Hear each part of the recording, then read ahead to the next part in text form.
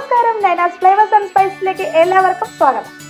ഇന്ന് ഞാനിവിടെ വന്നിരിക്കുന്നത് ഒരു പച്ചടി റെസിപ്പിയുമായിട്ടാണ്. പൈനാപ്പിൾ പച്ചടി അഥവാ മധുര പച്ചടി എന്നും പറയും. അപ്പൊ നമുക്ക് പൈനാപ്പിൾ വെച്ച് എങ്ങനെ നല്ലൊരു പച്ചടി ഉണ്ടാക്കാമെന്ന് നോക്കാം. നമ്മുടെ പച്ചടിക്ക് ആവശ്യമായിട്ടുള്ള ഇൻഗ്രീഡിയൻസ് എന്തൊക്കെയെന്ന് നോക്കാം. ഇവിടെ ഞാനൊരു നല്ലൊരു പഴുത്ത പൈനാപ്പിൾ എടുത്തിട്ടുണ്ട്. ഇതിന്റെ ഒരു പകുതിയെ ഞാനിപ്പോൾ ഇവിടെ യൂസ് ചെയ്യാൻ പോകുന്നുള്ളൂ. നല്ല പഴുത്തതായിരിക്കണം പൈനാപ്പിൾ. പിന്നെ ഒരു 3 പച്ചമുളക് എടുത്തിട്ടുണ്ട്. അതുപോലെ 1 കപ്പ് തേങ്ങ, 1 കപ്പ് തൈര്. ഇത്രയുമാണ് പച്ചടിക്ക് ആവശ്യമായിട്ടുള്ള ഇൻഗ്രീഡിയൻസ്. ഇനി നമുക്ക് ഈ പൈനാപ്പിളിനെ ഒന്ന് നല്ല രീതിയിൽ കട്ട് ചെയ്തെടുക്കാം. ഇപ്പൊ ഞാനിവിടെ നമ്മുടെ പൈനാപ്പിൾ നല്ല രീതിയിൽ കട്ട് ചെയ്ത് ക്ലീൻ ചെയ്ത് വെച്ചിട്ടുണ്ട്. അതിന്റെ മുള്ളൊക്കെ മാറിയിട്ട് ഇതിനെ ഇനി നമുക്ക് ഹാഫായിട്ട് കട്ട് ചെയ്യാം. ഞാനിവിടെ ഹാഫ് പോർഷൻ മാത്രമേ പച്ചടിക്ക് യൂസ് ചെയ്യുന്നുള്ളൂ. ബാക്കി ഹാഫ് നാളെ ഞാനൊരു പുളിശ്ശേരി പ്ലാൻ ചെയ്യുന്നുണ്ട്. അപ്പൊ അതിലേക്ക് മാറ്റി വെച്ചേക്കാം ഈ ഒരു ഹാഫ് പോർഷൻ.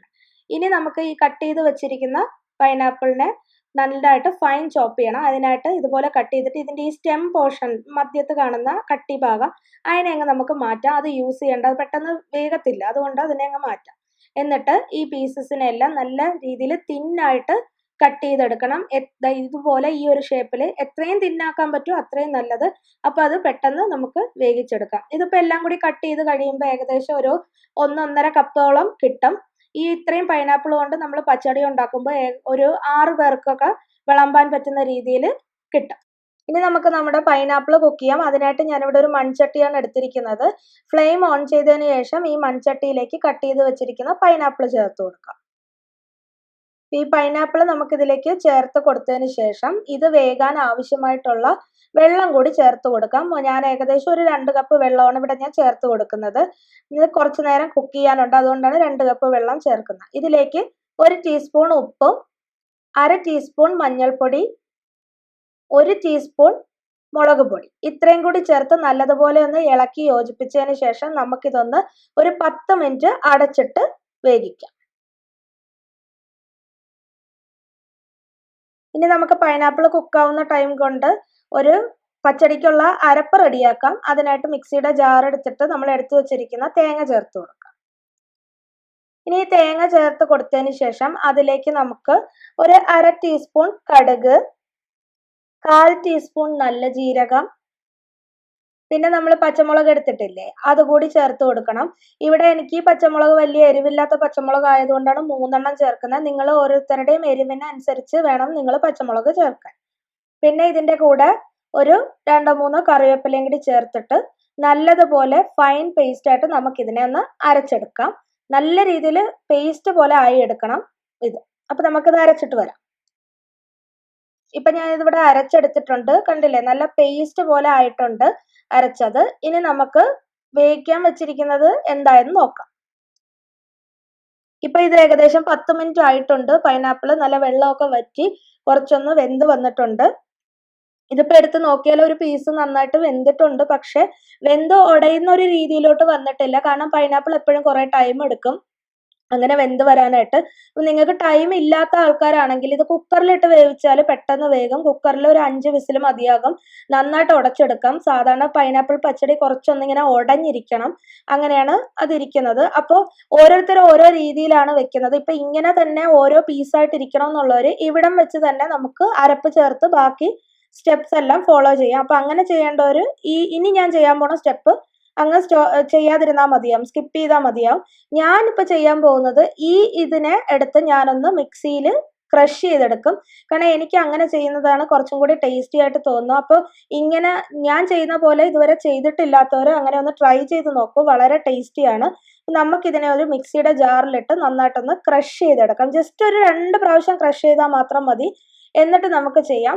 ഇപ്പൊ കുക്കറിലൊക്കെ ചെയ്ത് കുറച്ച് കടിക്കാനും കുറച്ച് ക്രഷ് ചെയ്തും അങ്ങനെ ഇരിക്കണം എന്നുള്ളൊരു കുക്കറിൽ വേവിച്ചിട്ടൊന്ന് ഉടച്ചെടുത്താലും മതി. അപ്പോൾ അതൊരു ഉടഞ്ഞ് നല്ല രീതിയിൽ പേസ്റ്റ് ആയിട്ട് വരികയും ചെയ്യും. ഇടയ്ക്കൊന്ന് കടിക്കാൻ കിട്ടും. അത് ഓരോരുത്തരും അവരവരുടെ ഇഷ്ടത്തിനാണ് ചെയ്യുന്നത്. അപ്പൊ നമുക്കിതൊന്ന് അരച്ചെടുത്തിട്ട് വരാം. അപ്പൊ ഞാനിതിവിടെ നല്ലതായിട്ട് ക്രഷ് ചെയ്തെടുത്തിട്ടുണ്ട്. ഒരു 2 പ്രാവശ്യം ക്രഷ് ചെയ്താൽ മതിയാവും. എന്നിട്ട് ഇതിനെ നമുക്ക് തിരിച്ച മൺചട്ടിയിലേക്ക് തന്നെ ചേർത്ത് കൊടുക്കാം. ആ മൺചട്ടിയിൽ ഇപ്പൊ ഈ കാണുന്ന വെള്ളം നേരത്തെ ആ പൈനാപ്പിൾ എടുക്കുമ്പോൾ ഉണ്ടായിരുന്ന വെള്ളം തന്നെയാണ്, അല്ലാതെ ഞാൻ വേറെ വെള്ളമൊന്നും ചേർത്തിട്ടില്ല. അപ്പൊ ഇതിലേക്ക് നമ്മൾ ഇത് ചേർത്ത് കൊടുത്തിട്ട് ഒന്ന് തിളയ്ക്കണം. തിളച്ച് വരുമ്പോൾ ആ ഉള്ള വെള്ളം കൂടി കുറച്ചുകൂടെ ഒന്ന് വറ്റി വരും. ഈ ടൈമിൽ നിങ്ങൾ ഇതിനെ ഒന്ന് ടേസ്റ്റ് ചെയ്ത് നോക്കണം. നിങ്ങളുടെ ഓരോരുത്തർക്ക് കിട്ടുന്ന പൈനാപ്പിൾ ഓരോ ടേസ്റ്റ് ആയിരിക്കും. അപ്പോൾ ഇതിലിപ്പോൾ കുറച്ച് മധുരമേ ഉള്ളൂ. പുളിയാണെങ്കിൽ നല്ല പുളിയും ഉണ്ട്. അപ്പോൾ പൈനാപ്പിൾ പച്ചടി എപ്പോഴും കുറച്ച് മധുരം മുന്നിട്ട് നിൽക്കുന്ന രീതിയാണ്. അപ്പോൾ അതുകൊണ്ട് നമുക്കിതിൽ പഞ്ചസാരയും കൂടി ചേർക്കണം. ഞാനിവിടെ ഇതിന് 1 ടേബിൾ സ്പൂൺ പഞ്ചസാരയാണ് ചേർക്കാൻ പോകുന്നത്. നിങ്ങൾക്ക് കിട്ടിയ പൈനാപ്പിൾ എങ്ങനെ ആയിരിക്കോ അതിനനുസരിച്ച് വേണം നിങ്ങൾ പഞ്ചസാര ചേർക്കാൻ. പിന്നെ ഓരോരുത്തർക്കും ചിലർക്ക് മധുരം ഒരുപാട് കൂടുതലാവുന്നതാണ് ഇഷ്ടം. അതിനനുസരിച്ച് നിങ്ങൾ മധുരം ചേർക്കണം. അപ്പം ഞാനിവിടെ പഞ്ചസാര ഇപ്പോൾ ചേർത്തിട്ടുണ്ട്. ഇനി നമുക്കിത് നല്ലതുപോലെ ഒന്ന് ഇളക്കി യോജിപ്പിച്ചിട്ട് ഇതൊന്ന് തിളച്ച് വരണം. നന്നായിട്ടൊന്ന് തിളച്ച് ഇതിൽ ബാക്കിയുള്ള വെള്ളം കൂടി കുറച്ചും കൂടി, ഇതിലിപ്പോൾ അധികം വറ്റാനൊന്നുമില്ല, കുറച്ചൊന്ന് തിളച്ച് വന്നാൽ മാത്രം മതി. അപ്പം ഇത് നല്ലതുപോലെ ഒന്ന് തിളച്ച് വന്നിട്ടുണ്ട്. തിളച്ച് അതിലെ വെള്ളമൊക്കെ ഒന്ന് വറ്റി ഒന്ന് കുറുകി വന്നിട്ടുണ്ട്. ഇതിലേക്ക് നമുക്കിനി ആ അരച്ചു വെച്ചിരിക്കുന്ന അരപ്പ് അതുകൂടി ഒന്ന് ചേർത്ത് നല്ലതുപോലെ ഒന്ന് ഇളക്കി കൊടുക്കാം. ഇതിപ്പോൾ നന്നായിട്ടൊന്ന് ഇളക്കി യോജിപ്പിച്ചിട്ടുണ്ട്. അത് നല്ല രീതിയിൽ തിളച്ചും വരുന്നുണ്ട്. ഇങ്ങനെ തിളച്ച് ഇത് നല്ലതുപോലെ ഇങ്ങനെ കുറുകി വരണം. അധികം വെള്ളമൊന്നും ഉണ്ടാവണ്ട. നല്ലതുപോലെ ഇങ്ങനെ കുറുകി വരുമ്പോൾ വേണം നമുക്കിതിലോട്ട് തൈര് ചേർത്ത് കൊടുക്കാൻ. ഇനി ഇതിൽ തൈര് ചേർത്ത് കൊടുക്കുമ്പോൾ ശ്രദ്ധിക്കേണ്ട കാര്യം, തൈരിൽ ഒരുപാട് പുളിയുള്ള തൈരാണെങ്കിൽ ഇപ്പം ഞാനിവിടെ 1 കപ്പ് തൈര് എടുത്തിട്ടുണ്ട്. ഒരുപാട് പുളി, നാട്ടിലൊക്കെ പുളി ഒരുപാടായിട്ട് കിട്ടും. അങ്ങനെയുള്ളതാണെങ്കിൽ 1 കപ്പൊന്നും ചേർക്കേണ്ട ആവശ്യമില്ല. ഒരു 1/2 കപ്പ് ചേർത്താൽ മതിയാകും. എനിക്കിവിടെ ഒട്ടും പുളിയുള്ള തൈരല്ല കിട്ടുന്നത്. അപ്പോൾ അതുകൊണ്ടാണ് ഞാൻ 1 കപ്പ് തൈര് ഇവിടെ എടുത്തിരിക്കുന്നത്. ഇത് അങ്ങനെ ചേർത്ത് കൊടുക്കാം. ഇപ്പോൾ പുളിയുള്ളതനുസരിച്ച് നിങ്ങളുടെ ഇഷ്ടത്തിനനുസരിച്ച് വേണം തൈരൊക്കെ ചേർക്കാനായിട്ട്. ഇപ്പോൾ തൈര് എപ്പോഴും ഒരുപാട് പുളിയുണ്ടെങ്കിൽ പൈനാപ്പിളിനും ഒരുപാട് പുളി ഉണ്ടാവും. എല്ലാം കൂടി അത് കൂടുതലായിപ്പോവും. ഇവിടെ എനിക്ക് പൈനാപ്പിളിൻ്റെ പുളി മാത്രമേ ഉള്ളൂ, തൈരിന് പുളിയില്ല. അപ്പോൾ അതുകൊണ്ടാണ് ഞാൻ 1 കപ്പ് അങ്ങനെ തന്നെ ചേർത്തിരിക്കുന്നത്. അപ്പോൾ നിങ്ങൾ ഒരുപാട് പുളിയൊക്കെ ഉള്ളതാണെങ്കിൽ 1/2 കപ്പ് ചേർത്താലും മതിയാവും. അത് നിങ്ങൾ കുറേശ്ശെ ചേർത്ത് നോക്കി ടേസ്റ്റ് ചെയ്തിട്ട് ചേർത്താലും മതി. ഇവിടെ ഇപ്പം ഞാൻ 1 കപ്പ് ഫുള്ള് ചേർത്തിട്ടുണ്ട്. ഇനി നന്നായിട്ടൊന്ന് ഇളക്കി മിക്സ് ചെയ്യണം. മിക്സ് ചെയ്തിട്ട് ഇത് തിളക്കേണ്ട ആവശ്യമൊന്നുമില്ല, ജസ്റ്റ് ഒന്ന് ചൂടായാൽ മതി. മിക്സ് ചെയ്തതിന് ശേഷം ഇനി നമുക്കിതിലേക്ക് താളിച്ചൊഴിക്കാം. അതാണ് ഇനി അടുത്ത ചെയ്യേണ്ടത്. അപ്പം നമുക്കിനി താളിച്ചെടുക്കാം. ഇപ്പം ഞാനിവിടെ താളിക്കാനായിട്ട് ഇതുപോലെ ഒരു പാൻ എടുത്ത് വെച്ചിട്ട് അത് ചൂടായി കഴിയുമ്പോൾ 2 ടേബിൾ സ്പൂൺ വെളിച്ചെണ്ണ ഒഴിച്ച് കൊടുത്തിട്ടുണ്ട്. എണ്ണ ചൂടാകുമ്പോൾ ഇതുപോലെ 1 ടീസ്പൂൺ കടുകിട്ട് നമുക്ക് പൊട്ടിക്കാം. ഇപ്പോൾ കടുക് പൊട്ടിയിട്ടുണ്ട്. ഇതിലേക്ക് നമുക്ക് 2 വറ്റൽമുളക് കൂടി ചേർത്ത് കൊടുക്കാം. അതിനുശേഷം കുറച്ച് കറിവേപ്പിലയും കൂടി ചേർത്ത് നല്ലതുപോലെ ഒന്ന് ഇളക്കി കൊടുക്കുക. ഇളക്കി കൊടുത്തതിന് ശേഷം നമുക്ക് ഇത് പച്ചടിയിലേക്ക് ഇനി ചേർത്ത് കൊടുക്കാം.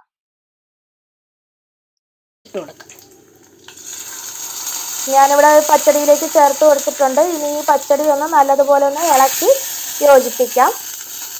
ഇത്രയേ ഉള്ളൂ നമ്മുടെ പൈനാപ്പിൾ പച്ചടി. നല്ല ടേസ്റ്റി ആയിട്ടിരിക്കും. സദ്യയിലൊക്കെ നമ്മൾ ചെയ്യുന്ന സമയത്ത് ഒന്ന് തലേന്ന് രാത്രിയോ അല്ലെങ്കിൽ രാവിലെയോ തന്നെ ഇതൊക്കെ ചെയ്തു വെച്ചാൽ വിളമ്പുന്ന ആ ഒരു സെർവ് ചെയ്യുന്ന ടൈമിന് ആവുമ്പോഴേക്കും നല്ല ടേസ്റ്റി ആയിട്ടിരിക്കും. അതിൻ്റെ പുളിയും മധുരവും ഒക്കെ ഇങ്ങനെ ഇരിക്കും തോറുമാണ് അതിൻ്റെ ഫ്ലേവർ ഇറങ്ങി വരുന്നത്.